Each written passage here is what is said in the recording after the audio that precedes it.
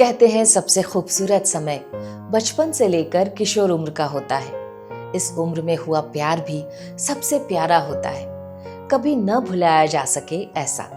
भले ही वो साथी आगे आपके जीवन में शामिल ना हो, लेकिन उसकी मीठी याद हमेशा दिल में रहती है। उसे कोई रिप्लेस नहीं कर सकता। अपने प्रेम का इजहार न कर पाने की कसक को लेखक ने बड़ी सादगी से कहानी के रूप में संजोया है, जो कहानी आज मैं आपको सुनाना चाहती हूँ। कहानी का नाम है अधूरा इश्क। बचपन में 10वीं तक की पढ़ाई मैंने अपने गांव से दूर चाचा जी के पास रहकर की थी। क्योंकि स्कूल चाचा जी का ही था, इस वजह से शुरू से ही शिक्षकों का प्यार मुझे मिलता रहा।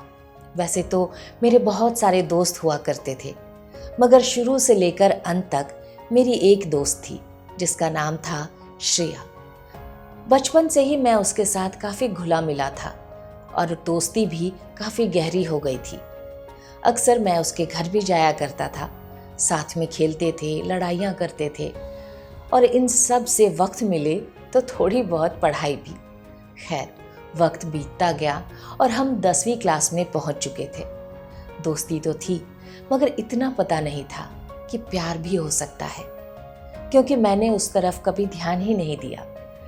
10वीं की परीक्षा के बाद परिणाम घोषित हुआ और उसके बाद एक आखिरी बार उससे मिलने गया। बातें तो बहुत सारी करनी थी, मगर पता नहीं हम दोनों को क्या हो गया। ना वो कुछ कह सके और ना मैं। 10वीं के बाद अपनी पढ़ाई जारी रखने के लिए मैं पटना चला आया और 2 साल तक यहीं पर रहकर मैंने अपनी पढ़ाई जारी रखी। इस बीच मेरी उससे एक बार भी मुलाकात या कोई बात नहीं हुई। बात तब की है जब 12वीं की परीक्षा होने वाली थी और उससे एक दिन पहले अंकल के यहाँ शादी थी और मुझे जाना था किसी भी हाल में। शादी के लिए मैं तो निकल गया और वहाँ पहुँचने के बाद मैं हमेशा किसी न किसी काम में व्यस्त ही रहा। जब भी थोड़ी सी फुर्सत मिलती, कोई ना कोई पुकार ही लेता और मैं फिर से कहीं और चला जाता। मगर मेरे मन में बस एक ही सवाल घूम रहा था कि श्रेया से मुलाकात कब होगी, क्योंकि शादी में वो भी जरूर आने वाली थी। घर के दूसरे माले से नीचे उतरते वक्त जैसे ही मेरी नजर उस पर पड़ी तो मेरा चेहरा एकदम से खिल उठा। इतने साल के बाद उसे देखकर मुझे ऐसा महसूस हो रहा था जैसे आपको कोई खोई हुई चीज मिल जाए, जिसके मिलने की आस आपने की ही ना हो। फिर मैंने जैसे ही उससे बात करना चाहा, किसी ने पुकार लिया और मुझे बिना बात किए ही वहां से जाना पड़ा। खैर, आंखों ही आंखों में तो बातें हो ही गई थी, मगर इंतजार था उससे आराम से बैठकर बात करने की, अपने दिल की हर वह बात बताने की जो पिछले 2 साल से मैं अपने मन में लिए बैठा था। मैं बाजार से जैसे ही वापस आया, रात हो चुकी थी और चारों तरफ आवाजें, शोरगुल, भीड़ का माहौल था। तभी अचानक से किसी ने मेरा हाथ पकड़ा और एक कमरे में मुझे खींच लिया। मैंने जैसे ही उसको देखा, इतने करीब जाकर मेरी सांसें तेज होने लगी। मैंने पूछा, कैसी हो? उसका उत्तर था, नाराज हूं। अब मैं आराम से बैठकर उससे बात करने लगा। अब मुझे भी पता था कि वो भी मुझसे प्यार करती है और शायद उस दिन मैं इजहार ना करता तो वो खुद मुझे अपने दिल की बात कह देती। उससे बहुत सारी बातें हुई, हमारे बचपन की बातें। इतने दिनों में एक बार भी फ़ोन नहीं किया, एक बार भी मिलने नहीं आए। इन सारी बातों पर छोटे छोटे झगड़े भी हुए और इन्हीं सब के बीच मैंने उसे सुनाई अपनी लिखी पहली प्रेम कविता। फिर मैंने उससे कहा कि मैं तुमसे कुछ कहना चाहता हूँ, वो बात जो मैं बचपन से आज तक कभी कह ही नहीं पाया। मैंने अपनी बात ख़त्म की ही थी कि बाहर से एक औरत के रोने चिल्लाने की आवाज़ें आने लगी। वो आवाज़ श्रेया के माँ की थी। उसके दादाजी का अचानक हार्ट अटैक से देहांत हो चुका था। चारों तरफ शोक का माहौल था। इस शोक के माहौल में मेरे मन की बात कहीं दूर चली गई थी, जहाँ से अब मेरे अंदर इतनी हिम्मत नहीं बची थी कि उसे अपने दिल की बात कह सकूं। अगले दिन सुबह मेरी परीक्षा शुरू होने वाली थी, इसलिए मुझे वहाँ से जल्दी ही निकलना था।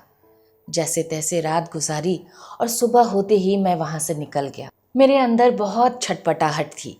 मगर मैं बिल्कुल चुप सा हो गया था और बस इतना सोच रहा था कि मेरे साथ ही ऐसा क्यों हुआ। मैंने परीक्षा दी और रिजल्ट आने के बाद इंजीनियरिंग में एडमिशन लेकर मैं बेंगलुरु चला गया। उस दिन के बाद श्रेया से मेरी फिर कभी बात नहीं हुई। जाने क्यों, ना ही मैंने उससे कांटेक्ट करने की कोशिश की और ना ही उसने मुझसे कोशिश की। अक्सर रिश्ते बस इतनी सी बात पर ख़त्म हो जाते हैं कि जब वह मुझे याद नहीं कर रहा तो मैं क्यों कांटेक्ट करने की कोशिश करूं, जो कि जीवन की एक बड़ी गलती बनकर रह जाती है, पहले कोशिश ना करना। समय का पहिया घूमता रहा, पढ़ाई ख़त्म हुई और अब मैं अच्छी खासी नौकरी पर हूँ, ठीक ठाक कमा लेता हूँ और साथ ही कविताएं और किताबें लिखता हूँ। करीब 5 साल के बाद दोबारा मेरा वापस चाचा जी के घर जाना हुआ। उनकी बेटी की शादी थी और मुझे 5 दिन पहले ही वहाँ पहुँचना था। मैं वहाँ पर पहुँच गया, वहाँ के सभी दोस्तों से मिला और उन सभी को शादी में आने का कार्ड भी दिया।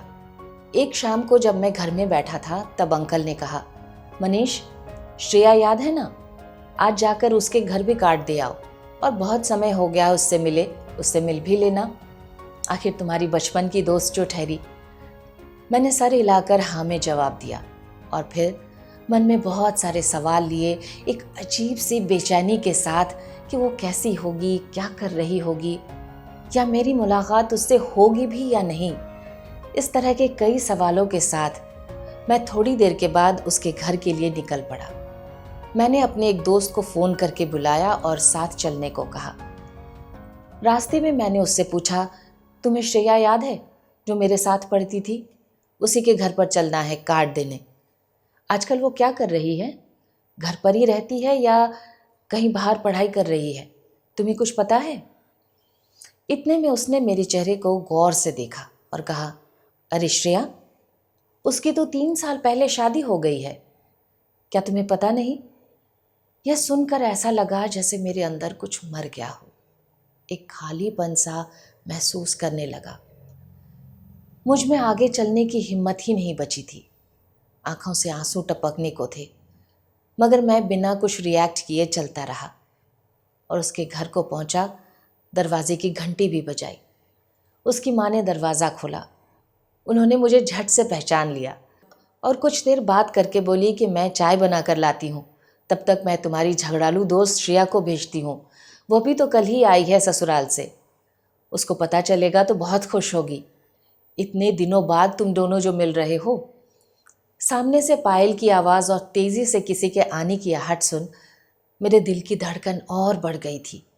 मन तो उदास था ही, मगर इतने दिनों बाद उससे मिलने की लालसा भी थी।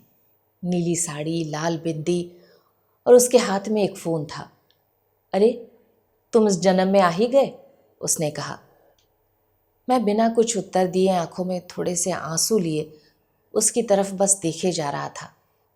जी कर रहा था उससे लिपट कर रोने लगूं, चीखने चिल्लाने लगूं कि तभी अचानक घुटनों के बल सरकते हुए एक छोटे से बच्चे को मैंने आते देखा, जो रोए जा रहा था। करीब 7-8 महीने ही उसकी उम्र रही होगी। अचानक से उसकी माँ की आवाज़ आती है, अरे मनीष रो रहा है, श्रेया उसको गोद में ले लो। फिर इतने में उसकी माँ ने मेरे चेहरे की तरफ देखा और कहा, अरे इसका नाम भी मनीष है, तुम चौंको मत। इसके पहले कि मेरे आंसू सबके सामने बह निकलते, मैंने एक ज़बरदस्ती की मुस्कान चेहरे पर लाई और कहा कि अब मैं चलता हूँ, मुझे कुछ और भी काम है और फ़ोन भी आ रहे हैं। और मैं चुपचाप वहाँ से निकल गया और अजीब सी एक बेचैनी हो रही थी। मन ही मन हज़ारों सवालों से लड़ता हुआ अपने घर की ओर वापस आ रहा था कि मेरे साथ ही ऐसा क्यों हुआ। मनीष यादव की लिखी ये कहानी आपको कैसी लगी? अधूरा इश्क अगर आपको अच्छा लगा हो तो हमारे चैनल को लाइक, शेयर और सब्सक्राइब ज़रूर कर लीजिएगा। शुक्रिया।